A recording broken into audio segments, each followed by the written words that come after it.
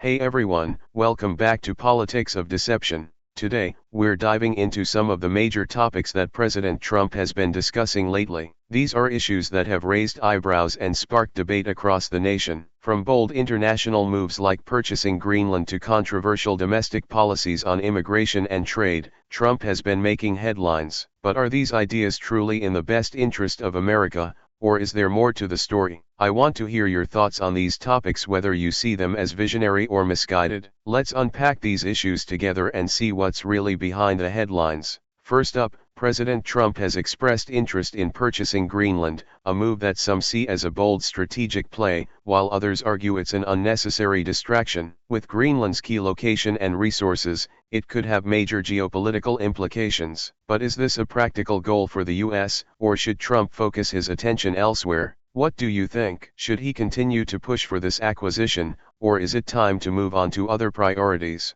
Next, Trump has made deporting undocumented immigrants one of his top priorities. This issue has sparked intense debate across the nation, with strong arguments for both sides. Some argue that it's necessary to uphold the rule of law, while others believe it could tear families apart and harm the economy. What's your take? Do you think Trump's approach is the right way to address illegal immigration, or should the U.S. take a different approach that focuses more on solutions for these communities? Another topic that has come up is Trump's comments about the Panama Canal. The canal is a vital choke point for global trade, connecting the Atlantic and Pacific Oceans. Trump's remarks have sparked curiosity about whether he has plans to exert more influence or make changes to the canal's management. Should Trump take action regarding the Panama Canal to strengthen U.S. interests, or is it better to leave it under its current control and focus on other global priorities? Let's talk about Canada. Trump has made some surprising comments, including suggesting that Canada could one day become the 51st state of the United States. While some view this as a bold move, others see it as unrealistic. What do you think? Should there be any steps toward this idea, or is it better for both Canada and the U.S. to preserve their separate identities and work together as neighbors?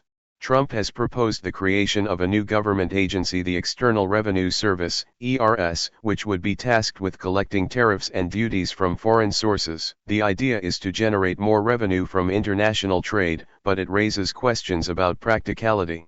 Do you think this is a smart move to boost U.S. revenue, or could it lead to complications in global trade relations and harm partnerships with other countries? Trump has also suggested renaming the Gulf of Mexico to the Gulf of America, a proposal that has generated mixed reactions. Some argue that it's a symbol of national pride, while others think it's unnecessary. What's your opinion? Is renaming the Gulf of Mexico a good idea, or is it a move that's better left alone? Next, there's Project 2025, an ambitious plan to reshape the federal government by implementing conservative policies, reducing its size, and limiting regulations. This initiative aims to overhaul how government operates, but some believe it could have far-reaching consequences. What do you think about this initiative? Is it a much-needed step to streamline government, or could it create more challenges than benefits in the long run? Trump has also proposed a major overhaul of U.S. immigration policies, including reducing legal immigration, restricting certain immigration pathways like family reunification, and prioritizing skilled workers over others.